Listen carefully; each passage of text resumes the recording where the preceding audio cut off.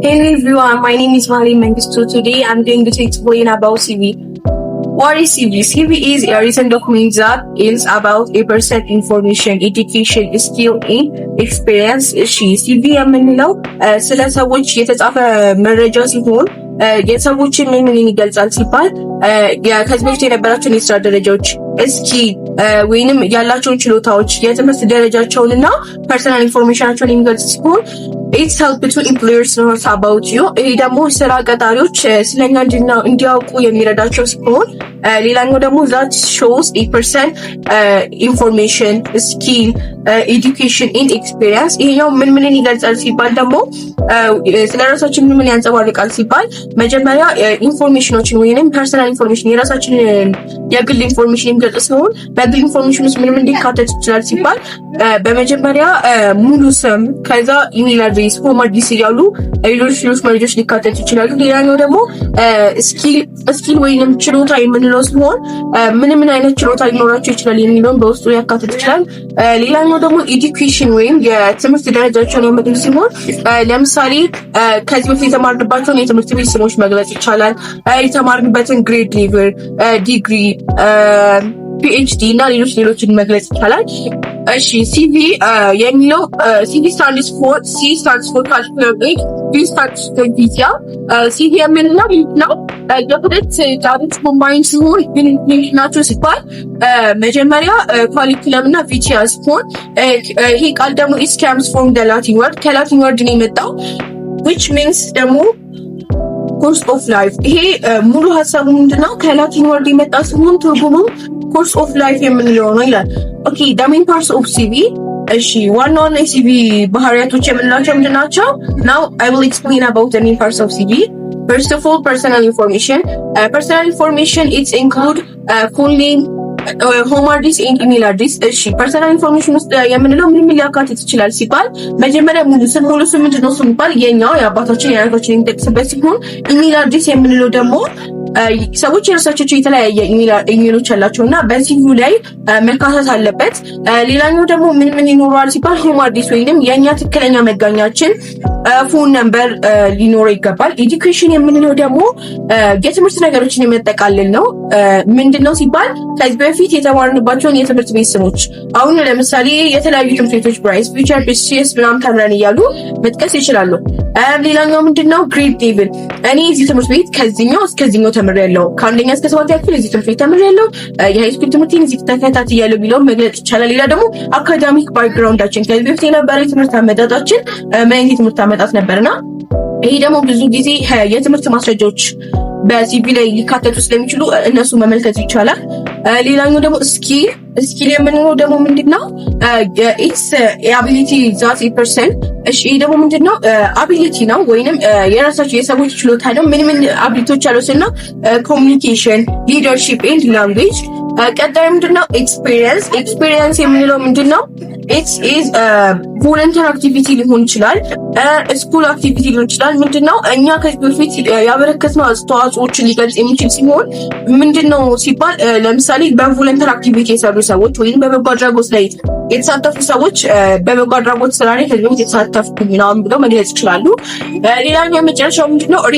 ሪፍረንስ የምንለው ምንድነው?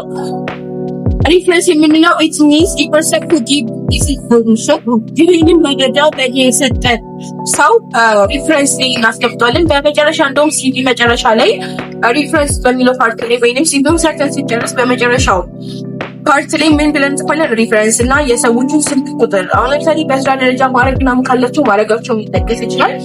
Why CV is important? ወይንም ሲቪ ለምን ይጠቅማል ተብለን ስናስብ CV is very important because it's helping to get a job. እሺ ሲቪ ለምንድን ነው ይጠቅመናል ሲባል አንደኛ ስራ እንድናገኝ ሊረዳን ይችላል። ከስራ ማግኘት የተያያዘ ደግሞ ኳሊፊኬሽን የሚያስገኝም ሲሆን አሁን ጥርት ያለ ሲቪ መስራት ምን ያደርጋል?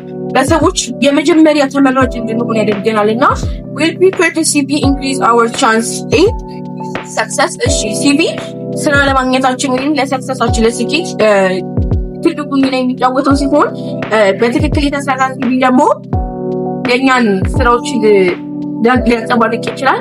አሁን በመቀጠል ደግሞ የለሰራ ሲቪ ሳምፕሎችን እናያለን። እሺ አሁን ሲቪን ወደ መመልከት እንሂድ። መጀመሪያ ቅድም እንደነገርኳችሁ ፐርሰናል ዲቴል ወደሚለው እንሂድ።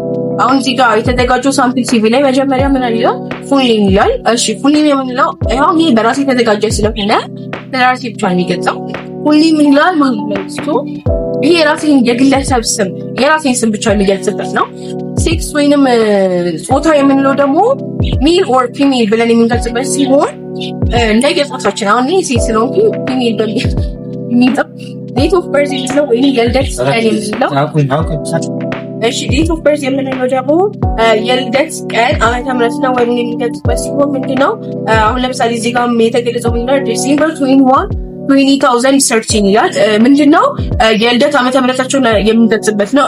ሌላኛው ደግሞ ናሽናሊቲ የምንለው ደግሞ የሰዎች ዜግነታቸውን የሚገልጹበት ሲሆን ኢትዮጵያዊ ሆነ ኢትዮጵያዊ፣ ሶማሊያዊ ሆነ ሶማሊያዊ፣ ሌሎች ሀገሮች ደግሞ ሌሎች ሀገሮችን በዚህኛው ላይ ያካትታል። ሜሪታል ስቴተስ የምንለው ደግሞ ይሄ ደግሞ የጋብቻ ያገባና ያላገባ ብለን የምንገልጽበት ሲሆን ያገባ ሰው ሜሪድ ብሎ ይስበት ሲሆን ያላገቡ ሰዎች ደግሞ ሲንግል ይባላል ማለት ነው። አዲስ የምንለው ደግሞ ያ ሰው በአሁኑ ጊዜ የት ይገኛል ወይንም ትክክለኛ መገኛው ቦታ የት ነው። ይህን ሲቪ ቢያሸንፍ ኖሮ ቦታው ትክክለኛ ማግኘት ነው። ለምሳሌ ስፔሲፊክ ቦታው የት ነው? አዲስ አበባ ብለን መሙላት እንችላለን። ፎን ነምበር የምንለው ደግሞ ሰዎች የራሳቸውን ፎን ነምበሮች ማስገባት ይችላሉ። ኢሜይል የራሳችንን ማስገባት እንችላለን። እሺ ኦብጀክቲቭ ሌላው መካተት ያለበት ኦብጀክቲቭ ነው። እዚህ ጋር ኦብጀክቲቭ ምን ይላል? ሪስፖንሲብል ኤንድ ሞቲቬትድ ስቱደንት ሲኪንግ ኦፖርቹኒቲ ቱ ዲቨሎፕ ስኪል ጌንስ ኤክስፒሪየንስ ኤንድ ኮንትሪቢዩት ፖዚቲቭሊ ኢን ለርኒንግ ኤንድ ወርኪንግ ኢንቫይሮንመንት። ኦብጀክቲቭ ወይንም ይሄ ሲቪ የተሰራበት በምን ምክንያት ነው ሲባል በትምህርት ደረጃ ላይ ሰዎችን ተማሪዎችን ማነቃቃትና ኃላፊነት የሚሰማዎችን ተማሪዎችን በመገንባት የመማርና የማስተማር አካሄዱ ጥሩ ማድረግ ነው በሚል ነው። ኤዱኬሽን የምንለው ደግሞ ምንድነው? ከዚህ በፊት የተማርንባቸውን የትምህርት ቤት እንትኖች የሚገልጽ ሲሆን በእኔ ፕላትፎርም ባዘጋጀው ቼሪ አካዳሚ እኔ ኬጂ እስከ ኬጂ 1 እስከ ኬጂ 3 የተማርኩበት ነው። ይሄኛው በሲቪ ላይ የኤዱኬሽን ሌቭል የምናካተው ሲሆን ቦሌ ቃሊዮ ደግሞ ግሬድ 1 እስከ ግሬድ 7 የተማርኩበት ነው። ስለዚህ በምንሰራበት ጊዜ ሁሉም ሰው እኔ የተማርኩበት ጋር አይደለም እና የራሳቸውን የተለያየ ነገሮች መስራት ይቻላል። ሌላኛው ደግሞ ስኪል የምንለው ደግሞ ግን ተብራርቶ ነበረ የራሳችን የሆነ አቢሊቲ የምንገልጽበት ሲሆን ለምሳሌ ጉድ ኮሚኒኬሽን ስኪል፣ ቲም ወርክ፣ ክሬቲቪቲ፣ ታይም ማኔጅመንት ኤንድ ኢገር ቱ ለርን ነው።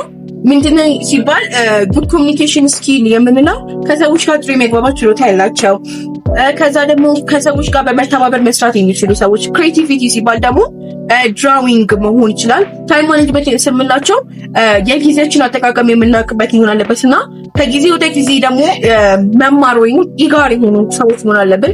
ሆቢ የምንላቸው ደግሞ በትርፍ ሰዓታችን ምን ማድረግ እንወዳለን ነው። ለምሳሌ ሪዲንግ፣ ዋቺንግ ሙቪ፣ ድራዊንግ፣ ሄልፒንግ አዘርስ ኤንድ ፕሌይንግ ጌምስ ነው።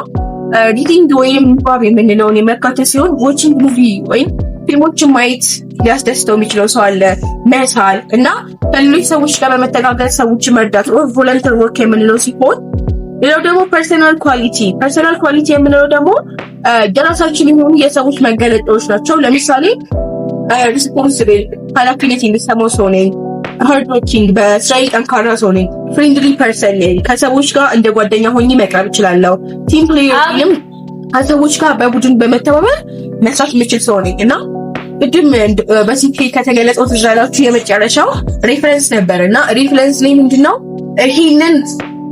ይህንን መረጃ የሰጡን ሰዎች የምንገልጽበት ሲሆን ለምሳሌ እኔ እዚህ ጋር ይህ መረጃ እንዳገኘንብን አባቴና እናቴ ጽፈል እዛ ሙሉ ሰዎች ጽፋላቸው አመተና ጥረግሰና ታናቲ ሪቪዥናቸውን ከእናተ ጋር ያሉት ምንድነው ፋዘርና ማዘር ይህንን ስላዳመጣችሁ ያመሰግናለሁ።